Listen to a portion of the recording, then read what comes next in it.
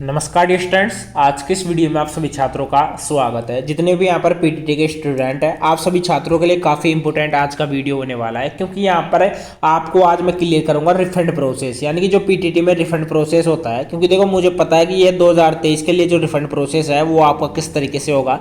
साथ ही में अभी फिलहाल आपकी जो लिस्ट है वो आना बाकी होगी, क्योंकि लास्ट ईयर भी आपकी 6 से 7 लिस्ट जारी हुई थी, तो इस बार आपकी 3 लिस्ट जारी हुई है। बाकी और भी लिस्ट आपकी लगातार आई होगी, या आप जिस टाइम वीडियो देख रहे होंगे तो आपकी लिस्ट या आप अपवार्ड के लिए अप्लाई कर रहे होंगे, आपका रिजल्ट आना बाकी होगा। ठीक है, तो आप सभी छात्रों को जो रिफंड है, साथ में जैसे 22,000 रुपये है, साथ में जो आपके काउंसलिंग के 5,000 रुपये है, वो किस तरीके से मिलेगा, साथ में किन किन स्टूडेंट्स को यहाँ पर रिफंड दिया जाएगा। रिफंड के लिए आपको फॉर्म कहाँ से जाकर भरना है, फॉर्म के बाद में जो आपका रिफंड है कितने दिनों बाद में आपको मिल जाएगा, रिफंड किस तरीके से आपको मिलेगा। ठीक है, साथ में 22,000 रुपये किन किन स्टूडेंट्स को मिलेंगे। आपको पता है हर किसी स्टूडेंट को यहाँ पर 22,000 रुपये नहीं दिए जाएंगे।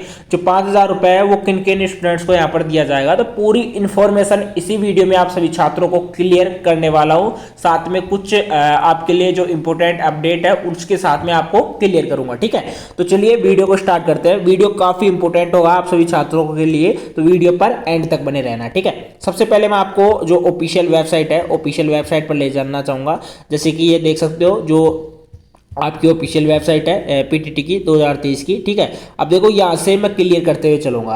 अब देखो, सभी छात्र क्या होता है, देखो सबसे पहले सभी स्टूडेंट काउंसलिंग करवा लेते हैं। काउंसलिंग के बाद में क्या होता है, काउंसलिंग करवाने के बाद में कुछ स्टूडेंट को तो यहाँ पर एक तरीके से कॉलेज मिल जाती है। कुछ स्टूडेंट को जब लास्ट लिस्ट जारी होती है, लास्ट लिस्ट तक भी एक तरीके से कॉलेज वगैरह है वो उनको अलॉट नहीं होती। ठीक है, और वो एक तरीके से अपनी जो 5,000 रुपये है वो एक तरीके से काउंसलिंग भी करवा लेते हैं। ठीक है, अब उसी के साथ में आपको जो लास्ट ईयर की जो वेबसाइट है, जैसे जेएनयू के द्वारा लास्ट ईयर ऑफकोर्स जेएनयू के द्वारा जो एग्जाम है वो आपका कंडक्ट करवाया गया था।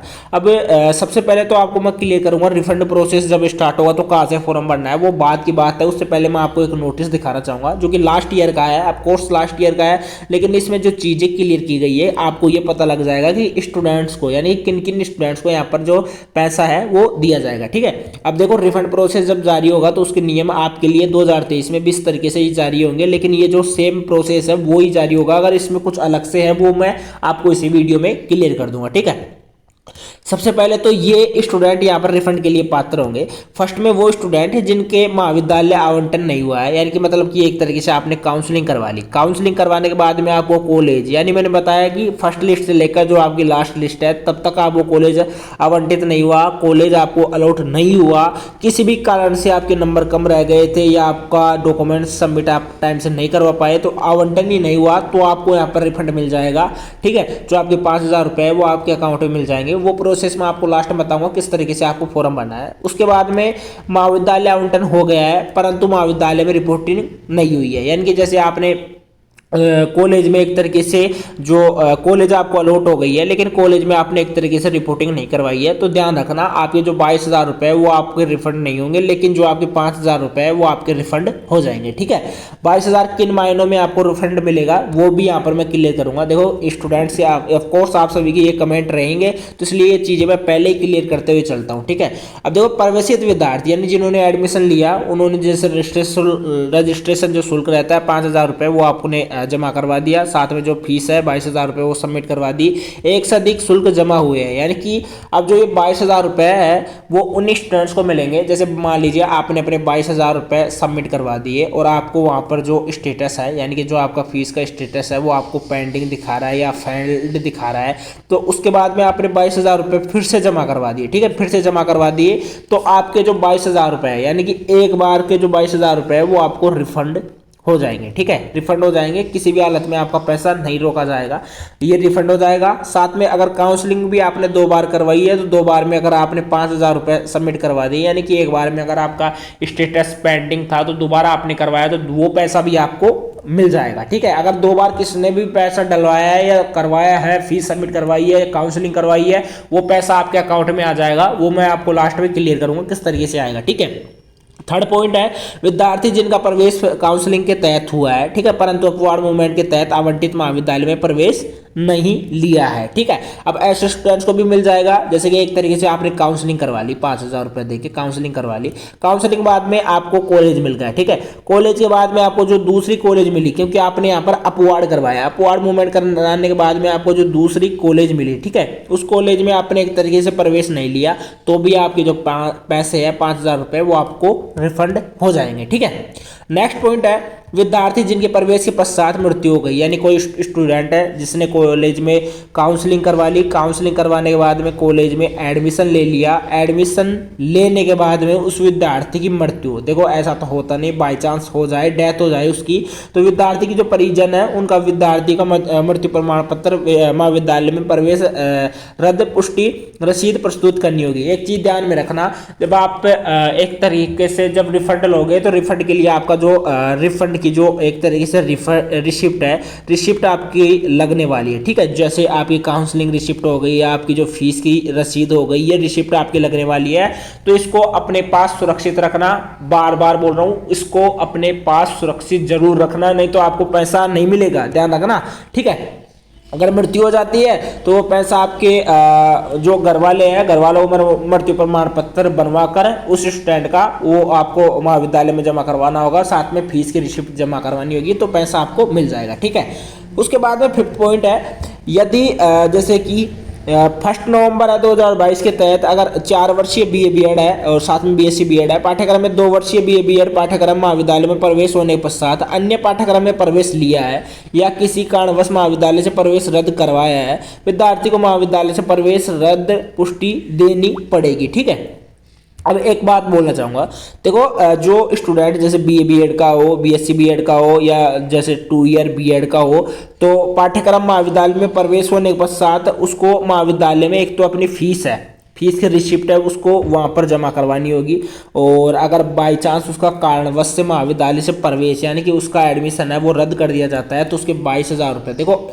अगर महाविद्यालय से एडमिशन रद्द होता है तो उसके 22,000 रुपये वहाँ पर रिफंड कर दिए जाएंगे, साथ में 5,000 रुपये तो किसी भी हालत में वहाँ पर नहीं रोका जाएगा, वो भी आपको पैसा रिफंड कर दिया जाएगा। ठीक है, 6 पॉइंट है, सभी पॉइंट इंपॉर्टेंट है, ये ही आपके लिए कारण बनेंगे और ये ही आपका जो डाउट रहेगा वो रहेगा, जो एक एक पॉइंट यहाँ पर मैं क्लियर करते हुए चल रहा हूँ। 6 पॉइंट है कि फीस रिफंड के पात्र अभ्यर्थी, जैसे यहाँ पर डेट दी जाएगी, अभी तो जैसे यहाँ पर फरवरी दी गई है, यहाँ पर आपके लिए जैसे दिसंबर या आपके लिए जनवरी दिया जाएगा। ठीक है, जनवरी तक आपके रिफंड प्रोसेस स्टार्ट होंगे, मुझे जहाँ तक पता है। ठीक है, अब देखो अधिकृत वेबसाइट पर आपको अप्लाई फॉर रिफंड का ऑप्शन मिल जाएगा।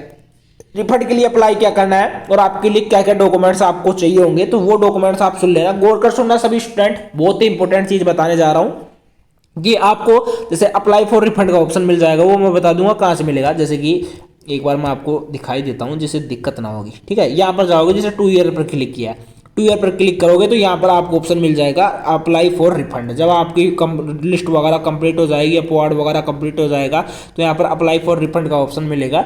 जब इसके ऊपर आप क्लिक करोगे, जब क्लिक करोगे तो क्लिक करते ही आपके सामने इस प्रकार का ऑप्शन शो जाएगा। यहाँ पर आपको अपना कोड सेलेक्ट कर लेना है। ठीक है, roll number, counselling ID, name, mother name, DOB वगैरह डालकर आपको लॉगिन के ऊपर क्लिक करना है। उसके बाद में आपको फॉर्म भर देना है। अब फॉर्म में क्या क्या डॉक्यूमेंट्स आपके लगेंगे वो चलिए स्क्रीन पर क्लिक मतलब क्लियर करता हूं।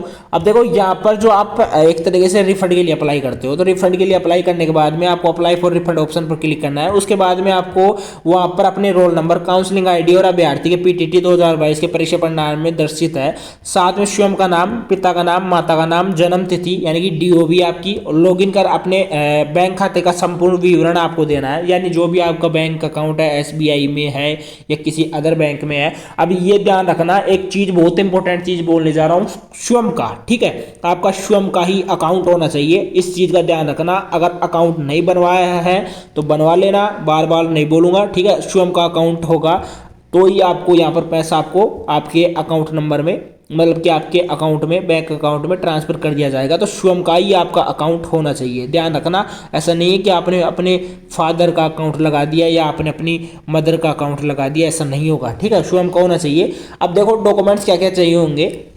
एक तो बैंक का मैंने आपको बता दिया, बैंक नंबर हो गया, उसका आईएफएससी कोड हो गया, बैंक पासबुक चेक या बैंक बुक तथा स्वयं का पता या संबंधित दस्तावेज हो गए। अब दस्तावेज में आपका आधार कार्ड हो गया, ड्राइविंग लाइसेंस हो गया, मतलब कि ये मैंडेटरी है, मतलब कि आधार कार्ड है तो ठीक है, ड्राइविंग लाइसेंस भी है तो ठीक है, अगर वोटर आईडी कार्ड है, यानी तीन में से कोई सा भी एक है तो भी चल जाएगा।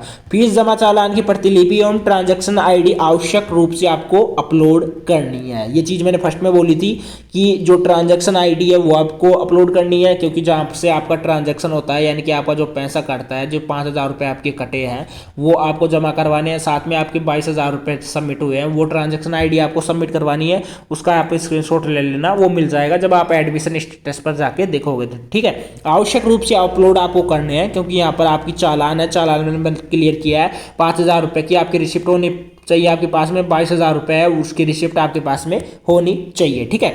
नेक्स्ट पॉइंट है 7 पॉइंट कि शुल्क रिफंड संबंधी समस्त कार्य ऑनलाइन आवेदन के अनुसार ही होगा। ये ध्यान रखना कि जो भी आपका रिफंड रहेगा, रिफंड आप खुद से भी अप्लाई कर सकते हो, नहीं हो पाता है तो किसी पास वाले ई मित्र पर जाकर आप वहां पर से कर सकते हो। आपको कॉलेज में जाने की, ऑफलाइन जाने की कोई जरूरत नहीं है, सब कुछ ऑनलाइन आपका हो जाएगा। इससे तो पीटीटी कार्यालय में अनावश्यक रूप से व्यक्ति, बिल्कुल मैंने बोला था कि आपको वहां पर जाने की जरूरत ही नहीं है, सब कुछ ऑनलाइन हो जाएगा। 8वां पॉइंट है कि रिफंड केवल अभ्यर्थी के स्वयं पिता माता व आवेदन करने वाले बैंक खाते में ही किया जाएगा, ठीक है। यानी कि जो बिल्कुल आवेदन करेगा जो स्टूडेंट, उसके बैंक खाते में ही किया जाएगा। मैंने बोला था ये चीज कि स्वयं का ही आपका अकाउंट होना चाहिए, जिसकी संपूर्ण जिम्मेदारी स्वयं की होगी, बिल्कुल।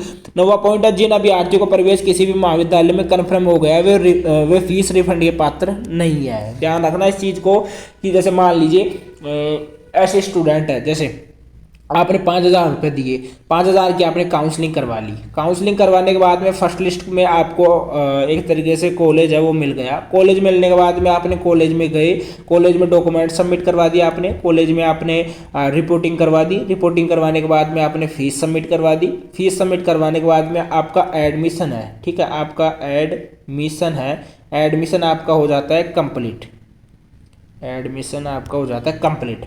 अब आप सोच रहे हो कि जो फीस है, यानी कि जो आपकी फीस है 22,000 रुपये, वो मुझे रिफंड हो जाए, वो आपको रिफंड नहीं होगी। ध्यान रखना इस चीज़ को कि वो पैसा आपको रिफंड नहीं होगा, ठीक है।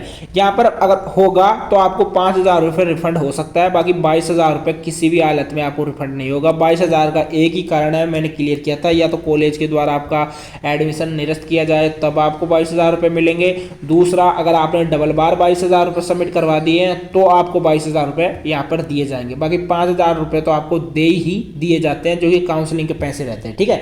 अब ये रहता है पूरा नोटिस जो कि मैंने स्क्रीन पर क्लियर कर दिया। बाकी ये देखो ऐसी कुछ डिटेल्स भी दी जाएगी आप सभी को, अगर जब पढ़ना चाहते हो तो इसको पढ़ लेना, लेकिन ये पॉइंट आप सभी छात्रों के मन में बनेंगे। अब सबसे बड़ा पॉइंट ये है कि सर जो रिफंड आएगा वो रिफंड कब तक आ जाएगा। देखो अब ये देख सकते हो, एक चीज़ दिखाना चाहूँगा यहाँ पर, अभी देखो यहाँ पर स्क्रीन पर चल रहा होगा शायद, यहाँ से बैक करते हैं, ये देख सकते हो, ठीक है। एक मिनट रुको, मैं यहाँ से थोड़ा बैक करता हूँ, हाँ यहाँ पर देखो। अब देखो यहाँ पर देख सकते हो अंतिम वर्ष के जो बीए बीएड बीएससी बीएड के जो 2 ईयर के स्टूडेंट हैं, ठीक है, बीए बीएड बीएससी बीएड और साथ में जो 2 ईयर के स्टूडेंट है बीएड के, उनकी जो फीस रिफंड के आवेदन की तिथि है वो 31/8, यानी कि लास्ट यहाँ पर अगस्त, यानी कि 31 अगस्त तक, लास्ट 31 अगस्त तक भी आपके जो फॉर्म है वो आपके भरे गए हैं रिफंड के, ठीक है, रिफंड के फॉर्म आपके भरे गए हैं। तो आप अंदाजा लगा सकते हो कि कितना टाइम लग जाता है आपका रिफंड आने में, ठीक है। अब जैसे अभी आपके जैसे जनवरी या फरवरी में आपका रिफंड प्रोसेस होगा, मुझे पता है कोर्स इतने ही लेट होने वाला है, क्योंकि अभी नहीं सॉरी जनवरी नहीं, जनवरी बहुत ज़्यादा लेट हो गया, अभी फिलहाल सितंबर चल रहा है, मैंने फर्स्ट में भी जनवरी बोल दिया, ज़्यादा ही लेट बोल दिया, ठीक है, उस चीज़ को ध्यान रखना, दिस इज माई मिस्टेक। इसके बाद में देखो मैं बोलना चाहूँगा, जैसे अभी फिलहाल आपका सितंबर चल रहा है, ठीक है, सितंबर के बाद में अक्टूबर फर्स्ट में, अक्टूबर फर्स्ट का तो देखो कन्फर्म नहीं बोलूँगा, अक्टूबर लास्ट में आपके जो रिफंड का प्रोसेस है वो आपका स्टार्ट हो जाएगा। जब रिफंड का प्रोसेस स्टार्ट होगा तो मैं आपको अपडेट कर दूंगा इसी चैनल के माध्यम से। तो इस चैनल पर आप लगातार जुड़े रहना और बाकी आपको अपडेट लगातार मिलती ही रहती है इस चैनल से, तो इस चैनल से आप जरूर जुड़े रहना। देखो रिफंड जो रहेगा, रिफंड आप इजीली करवा सकते हो। जिन स्टूडेंट्स को अगर कॉलेज में एडमिशन नहीं लेना है तो वो इजीली अपना पैसा है वो अपने अकाउंट में ले सकते हैं, ठीक है। और रिफंड आपका अक्टूबर में स्टार्ट हो जाएगा जो कि नवंबर दिसंबर तक भी चलेगा। हाँ ये जरूर है कि दिसंबर तक भी आपका जो रिफंड है वो चलेगा। और बाकी आपको रिफंड से रिलेटेड मुझसे कुछ भी पूछना है तो आप मुझे कमेंट बॉक्स में कमेंट करके पूछ लेना, आपको रिप्लाई जरूर मिल जाएगा। जितने भी स्टूडेंट देख रहे हैं, देखो जो पीटीटी के स्टूडेंट हैं उनको हर चीज़ मैंने यहाँ पर लगातार बताई है। और अगर आपको कुछ भी पूछना है मुझसे तो आप रिफंड से रिलेटेड तो आप मुझसे पूछ सकते हो, या किसी और अदर चीज़ से रिलेटेड तो आपके लिए मैं 24/7 अवेलेबल हूँ, ठीक है। ध्यान रखना इस चीज़ को। ओके, आज के लिए और इस वीडियो के लिए लाइक एंड चैनल को सब्सक्राइब जरूर कर लेना। Okay bye.